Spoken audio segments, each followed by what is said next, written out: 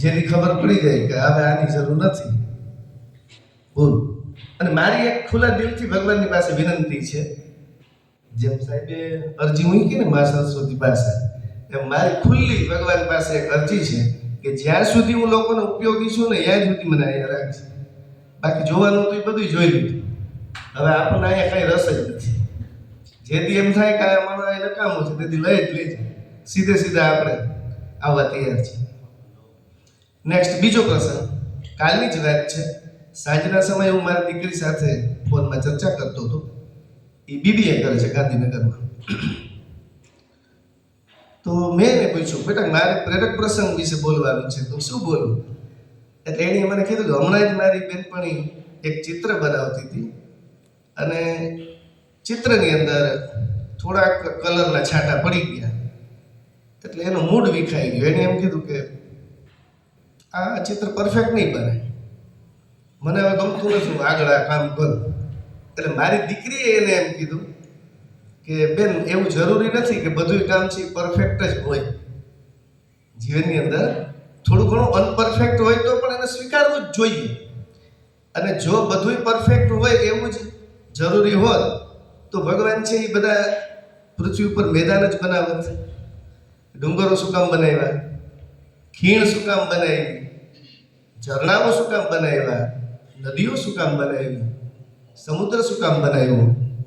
એટલે જરૂરી નથી કે બધું પરફેક્ટ જ હોય. એક ગુરુજી પોતાના બાળકોને લઈ અને વનભોજન કરવા જાય છે અને ત્યાં ગુરુજી જાણી જોઈને રસોઈ બનાવતી વખતે રોટલી ઘાટ વગરની બનાવે છે. આપણે કહીએ કે ભારતના નકશા જેવી.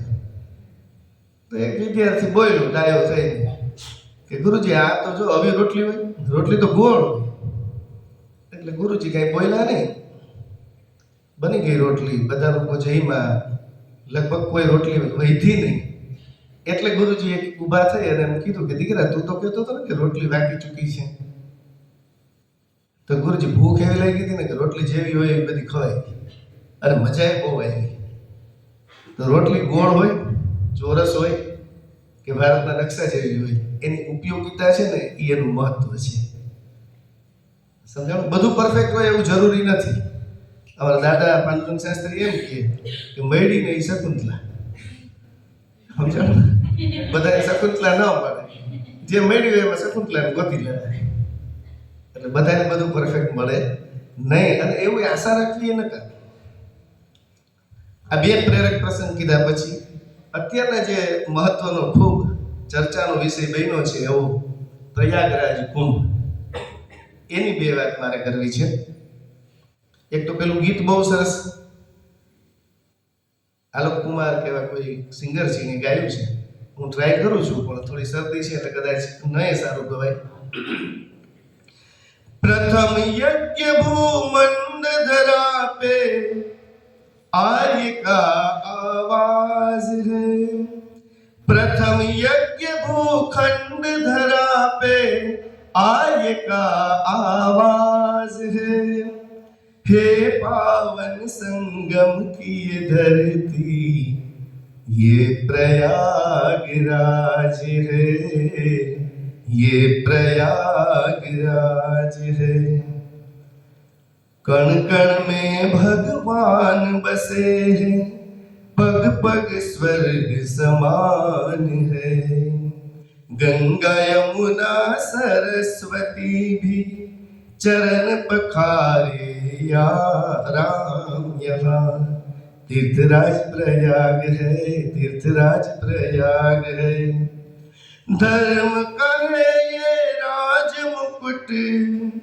धर्म कहे ये राज मुकुट, सनातनियों का राज है पावन संगम की ये धरती ये प्रयागराज है, ये प्रयागराज है।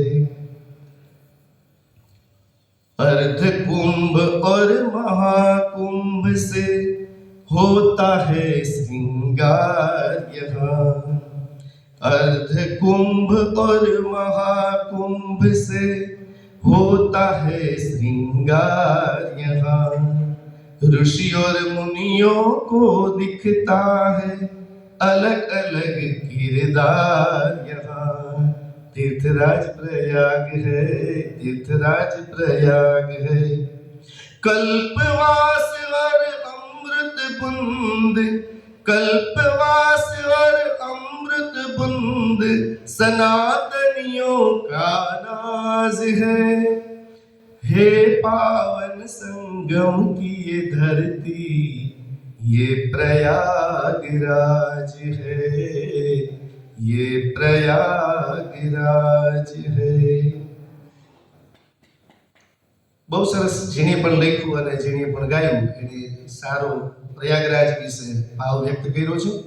હવે હું એમ કહેવા માંગુ છું કે કુંભ તો 6 વર્ષે અને 12 વર્ષે અલગ અલગ જગ્યાઓમાં હરિદ્વાર, નાસિક, પ્રયાગરાજમાં થતો હોય છે અને 64 કરોડ લોકોએ સ્નાન કર્યું। તમે વિચાર કરો, અવળો મોટો મેળો અને વિધાઉટ શું કે કોઈ જાતનું નિમંત્રણ નહીં, કોઈને જાતનું કંકોત્રી લખવામાં નથી આવી, તમે આવો, અને છતાંય બધા ભેગા થાય છે। એટલે એ આપણા સનાતનીઓનું સૌથી મોટું ગૌરવ સ્થાન છે। બીજું કે લોકો અહીંયા જાય છે તો શું કામ જાય છે? ઘણા લોકો કે અમે સાધુઓના દર્શન કરવા ગયા હતા, ઘણા લોકો વ્યવસ્થા જોવા ગયા હતા, ઘણા લોકો મોજ મજા કરવા ગયા હતા, અમુક છે થોડી રેલ બનાવવા ગયા હતા। ખરેખર અહીંયા શું કામ જવાનું છે?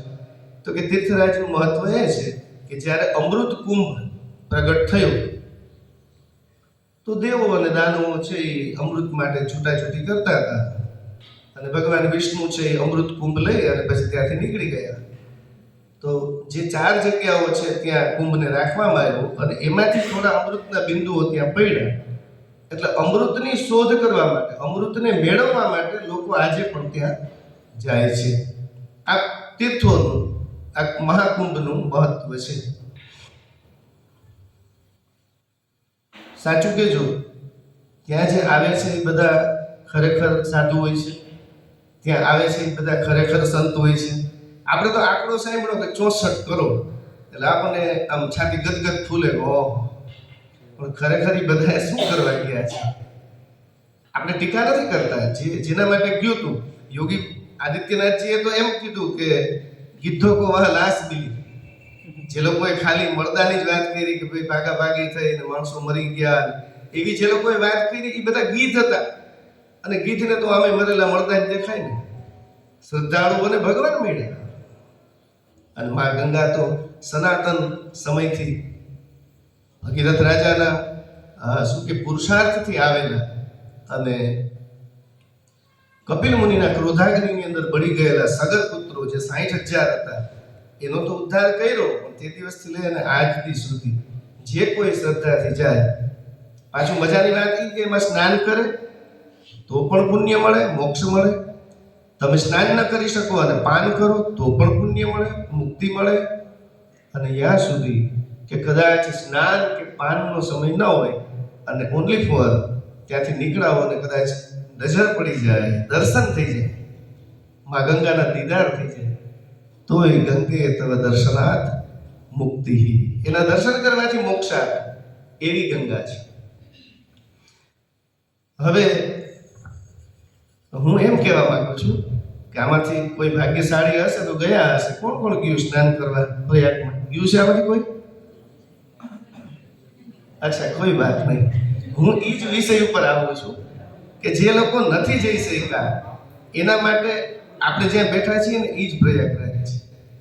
અને હું સાબિત કરી દઉં, શિક્ષકને માટે એનો ક્લાસરૂમ, શિક્ષકને માટે એની શાળા, શિક્ષકને માટે એનું બાળક એ જ પ્રયાગરાજ છે। આપણે વળી અહીંયા જવાની ક્યાં જરૂર છે? ઓકે,